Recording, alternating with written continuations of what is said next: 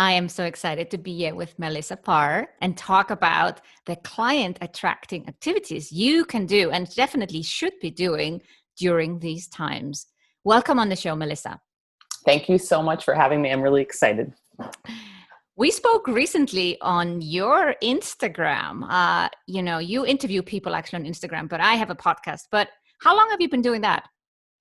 Actually, that's a newer thing that I started doing because I used the Facebook platform when I first began my business.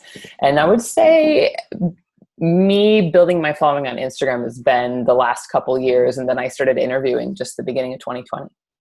Cool. I thought it was such a cool idea. I did a few tests to make sure I actually knew how to do it before you interviewed me.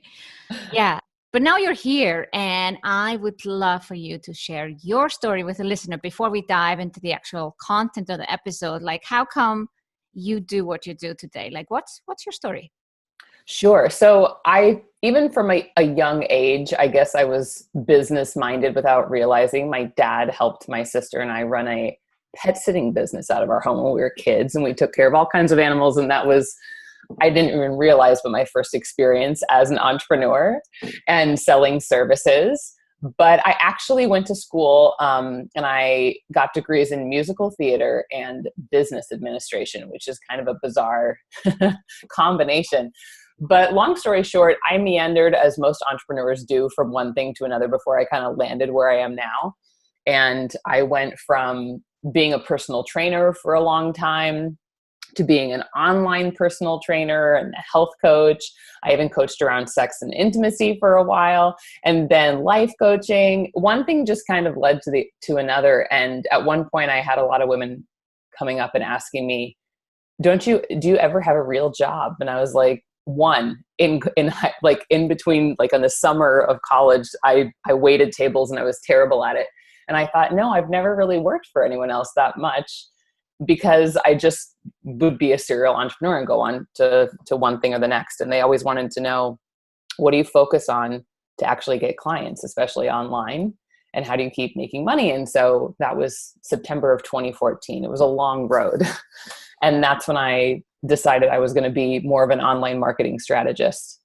So that's when I started this business that I'm running now. And I tell a lot of my clients, I like to be transparent, that the beginning of my journey was an uphill battle for about 5.5 months. I think I booked one sales call a month, didn't sign any of them. I was about $42,000 in debt by April of 2015. And I'd had one client, which didn't make a dent in any of my debt. But by the end of that year of 2015, I paid off all 4 of my 0 interest credit cards and did about 311 in revenue and turned the whole thing around for the first time in my life after many failed group programs with coaches who were desperately trying to help me. So it was a really long road. Yeah. So what made you interested in online in the beginning? Well, during my time as a personal trainer, that was one of my only jobs as an adult woman, working in a gym. And I worked in that gym and I got promoted to a manager position pretty quickly. But then when I moved to New York City, I wanted to run my own thing. And I had spent years just running around Boston and Manhattan training other people. And I never got to go on vacation. If I didn't work, I didn't get paid. And I'd finally gotten clients, and then it was kind of a trap. I just didn't really have a life because I was just always trying to make sure I could go to Trader Joe's and get all the groceries I needed for the week. I'd have a calculator and calculate every grocery I put in, and then I'd go put back the ones I couldn't afford every week, and I never took vacation. So I was over it. And that's why one of my transitions during that meandering time was to go from being an in-person personal trainer to being an online personal trainer. And my dream for probably 5.5 years out of the last 11.5 years I've been an entrepreneur was, what if I got to be like those people who run an online business and then they go work remotely, And that was I didn't think that would happen before I was 40. I'm 36 in a month right now. So, and it happened a long time before that, but it didn't feel like a very short journey when I was going through it. I guess you saw some people that were doing it. How can you, otherwise you wouldn't have had that dream of what's possible. Yeah, I mean, back when I started this, it was 2009 when I moved to New York City and I was 25. And I went and saw different people who were speaking on stages like Lisa Sasevich and David Nagel and Kendall Summerhawk. And, you know, I was just like this 25-year-old. I was older than most people my age. So I'd been out of college a couple years, and I just think I saw them and I thought, oh, well, these are other women who are doing this. And I mean, I'm a smart woman. I can figure this out, you know? So I think there was a little bit of naivety about what it was actually going to take that served me really, really well. But as I've grown over these years, I mean, we've all gone on our own journeys of struggle and overcoming if you're still standing and you're still here. And I think the biggest thing for me as I've, you know, gotten into my 30s is just, for most people I talk to, there's kind of a realization of all the things you aren't that you wanted to be or thought you were going to be, and all the things you are that you now, you know, you're prioritizing life differently and you're realizing what's really important to you. And my mission kind of started being born before I think I even realized it. But when I, you know, was working as a personal trainer, I got paid $250 every 2 weeks, which just barely covered my rent. And I just remember for a while thinking like, I never want to feel like this again. And it started out with me just being like, I really, really don't always want to be counting every cent. And I don't want to have to say no to something I don't want to do, or that I want to do, and yes to something I don't want to do. I don't want any women to have to do that. And so that was kind of the beginning of my mission. And the first thing I excelled at as a business owner was actually sales. And so I started getting really good at being able to speak to the value and hear yes all the time. And I realized that it wasn't just about sales. It was about the fact that I heard so many women saying things like, oh, I hate sales. I hate being pushy. And it just made me cringe, because I was like, well, why? Like, what kind of experience are you having that makes you feel like you're taking money from someone instead of providing a service? And so my mission is really around women's financial empowerment. And then as I've gotten older and started to be a little more informed about how so many women all over the world live and work, you know, I've been even more aware of my own privilege and my own responsibility that I think really powers me in my business to educate as many women as possible about how to feel confident making an offer and talk about it and realize that it's service. It's not taking something away from somebody else. Do you feel that your own struggles fueled you into figuring this out? 100%. Yeah. Because it was, you know, it's like when we're in the middle of the struggle, we're like, oh, I don't want this burden. This doesn't feel good. But I think if you're willing to just sit down in front of something and face it and know that you don't have to feel good every second, and it's okay that you struggle, it's actually necessary some of the time, then when you work through that, there is the deepest sense of self-respect that I don't think you can have if you're not willing to face your demons. And that, at least, is one of the qualities, transparency and self-respect. I notice that in other people when they don't need to be the loudest person in the room and they don't need to say as many words, because who they are says it for them. And that's what I wanted to start to understand and see. And I only got that from being willing to be honest about who I was and being willing to sit with my struggles for a while and realize that they're not more important or less important than anyone else's, but they're still mine and I have to deal with them, you know? And a lot of that for me was crippling anxiety and fear and doubt that this was just never going to happen. I mean, how many group programs did I have to take before I finally made one freaking sale? That's how I felt. I felt anger and all those things. And I felt like I was looking out at all these people and all these stages and all these testimonials. And I knew I was really smart, but I had this belief for a long time that I was really, really smart, but I wasn't like just as smart as what it actually takes. You know, it was just like always slightly out of reach. And I think it kind of took a little bit of my personal rock bottom experiences for me to feel like, okay, fine. I'm not going to try to do what everybody else is doing. I'm just going to finally start being me. And my husband, he's just a wonderful man who really knows how to love unconditionally. And I don't think I'd experienced that before. And so when I started experiencing that, I realized that he really liked the parts of me that I had been hiding all this time in every way in my life, but especially as a marketer. So I think I'd just been putting myself out there sounding boring instead of being Mel. And I needed to learn to embrace that along with all of the other strategic skills that I just wasn't getting because I was really unhappy and really scared for a long time. Mm. So what changed from being in depth and not, be able to convert a discovery call into a sales, and then somehow something flipped in your Yes. mind? And it's interesting because you said 2014 this happened, right? Well, I mean, I've been an entrepreneur since 2009, but 2014 was when I finally landed on this business I'm running. So this was like years of just struggling from one thing to the next. It was actually February 28th, 2015. I was in Sydney, Australia. My credit card was full of charges because I'd signed up for a group program and traveled halfway across the world. And I was sitting in my hotel room and I had my roommate and she was like, there's like our mentor's throwing a roof party up at the rooftop bar. Are you going to come? And I just burst into tears. I was in total panic. And I was like, go without me. And I'm sitting here and I'm like, I have no money. Like, what the am I doing in Sydney, Australia, halfway across the world, spending money on a nice hotel when this is never going to work? And I kind of came up with my own like brain training practice in that moment. It's not anything super profound that I'm sure a lot of people listening haven't heard, but I started like trying to focus my mind on new thoughts. Well, what if this could work, and that was the time that I actually did start getting into meditation, not because I was trying to visualize anything great, but because I was trying to handle my anxiety at the time, because I've really suffered with that a lot. And, anyway, I sat down and I said to myself, like, Mel, what do you actually need to be doing if you're going to get clients? And I just thought about it because I had like a one-on-one coach with the group program, but I'd cried on the first 6 sessions and got nothing done. So I kind of sat down and I thought, if I was to get clients, what needs to happen?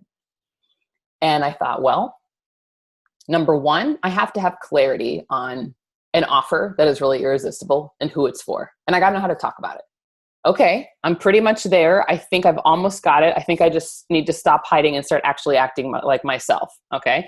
Number two, I need to attract an audience.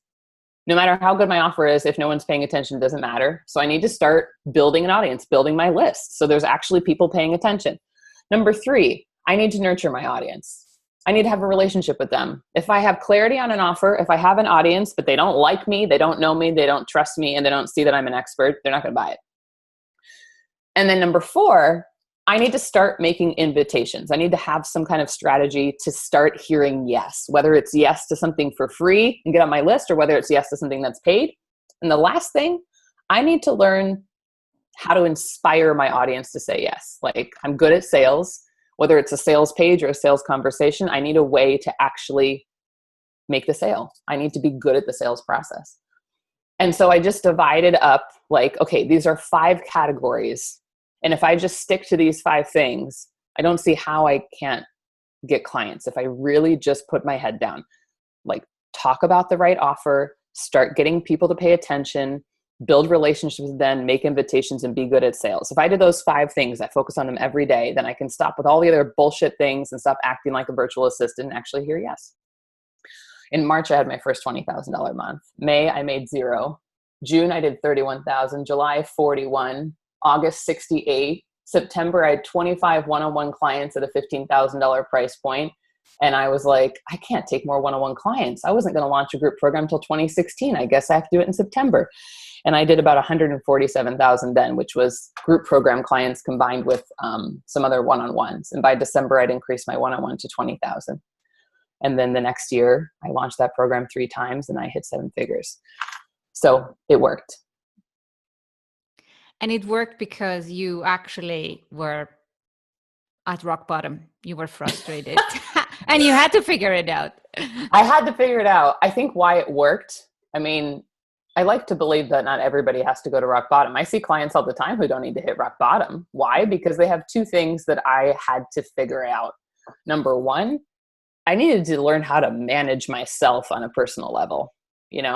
It's hard to take action when you're in your own way constantly because you're so afraid. And that's just who I was. Sometimes it's still who I am.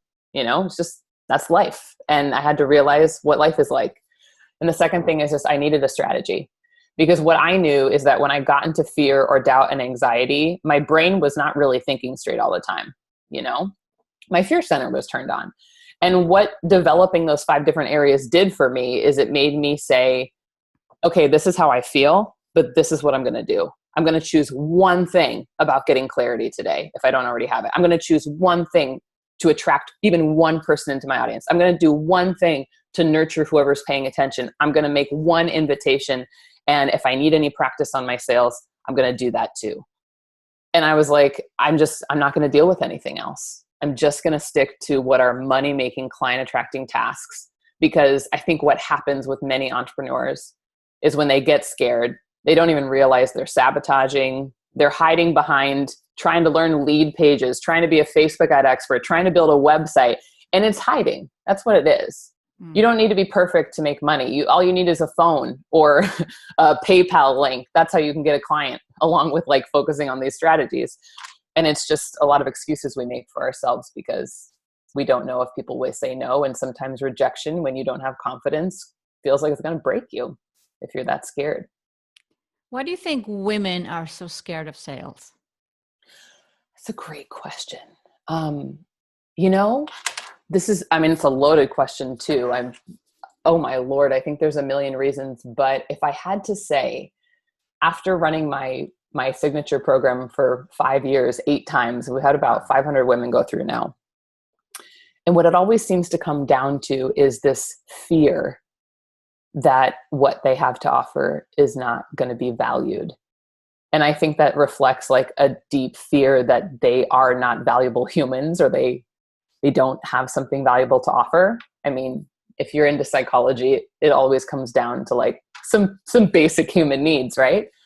And I think this is a big trigger. If you look at women throughout history, they haven't been landowners. I mean, there's exceptions. Of course, there's women who have been queens and royalty and things like that. But for the most part, women have been second-class citizens as long as you can look back in history in most cultures. It wasn't until the Equal Credit Opportunity Act of 1974 in the United States until a woman could get a credit card without her husband's signature. That's 1974. That blows my mind. It was before I was born, but it still makes me feel like you've got to be kidding me. And women's suffrage, like we got the vote in 1921, but there's still places in the world where women can't even drive, let alone vote.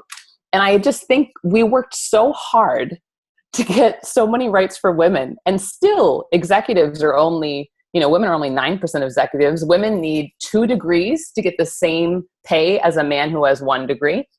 And women make about 66% of revenue compared to men in the same job. That's today, And so if you think about it, what message does that send to women about what we offer having equal value? I mean, it does affect. And I don't care what anybody says. The fact is, there's a very clear message, and it doesn't need to be said out loud to be understood as a very young girl or as a grown woman. And, I think sometimes we don't realize that whatever is normal and has been normal for a long time has absolutely shaped the way we think about ourselves and our environment. Now, I don't think that the most empowering thing to do is to look at these stats and say, well, this is why I can't, and make yourself a victim. I think it needs to be fuel. And that's a choice that's on me, and it's on you, and it's on any woman who listens to this, and any man who listens to this, to say, okay, just because this is the way things have been doesn't mean it's the way things have to be. And we all have our own responsibility in whether we decide to buy into that or make a change, which is why I love talking about sales and saying that a sales conversation should feel like one of the most connected conversations you've ever had in your life. And it should feel like you're inspiring someone and really pretty much inviting them in this almost in the very empowering, almost demanding way to say, like, do you want to play at a new level, or do you want to stay here? And if someone inherently questions their own worth, it's really hard to do that unless you start to see more examples, or you start to realize there's a different way. Yeah. What would be the first step? Besides these 5 things you said one should focus on for attracting more clients, what if someone is like, I'm scared of sales, I feel sales are sleazy? What is the first thing they should do? Sure. I think that practice makes perfect, or practice makes almost perfect. I remember I struggled with this too.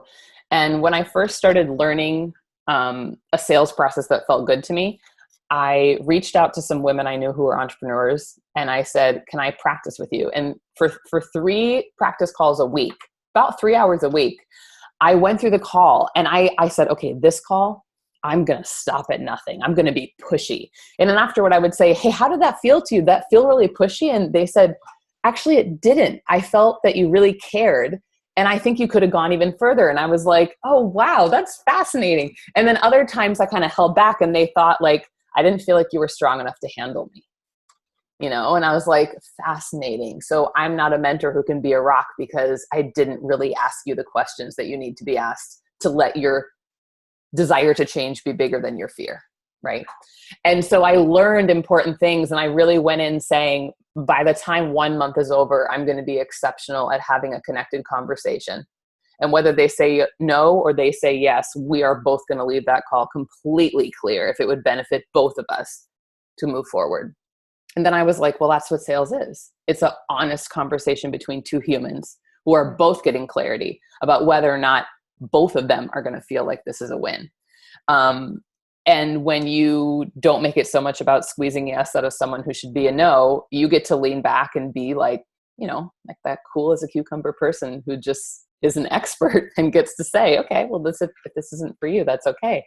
But it's fascinating that when you lean back, it gives space for someone else to want to see that they're speaking to someone who isn't going to take anything less than transformation, right? So I think as an actionable step, it might be that you set up some practice conversations and you test this out a little bit. And one other tip I would say is, I think a lot of times in the industry, we're always talking about charging more. And that can be really great. I can get behind that, you know, as long as what you're offering really merits the price point. But I also think it's about allowing yourself to build a confidence and momentum. You can raise your prices faster if you don't put out a bullshit price that you don't believe in and it scares you so much that you don't have the brass ovaries to make the offer. So I would say, like, when I started my business, I told people what I was going to charge and they said, oh, that's way too much, or that's not enough. I heard people condemn my price no matter what. And I said, you know what? I don't care, because it feels right to me. And that's what I needed to get started. So I would rather that you price at whatever you can believe in and you can feel good at than rushing because everybody else in the industry is doing whatever.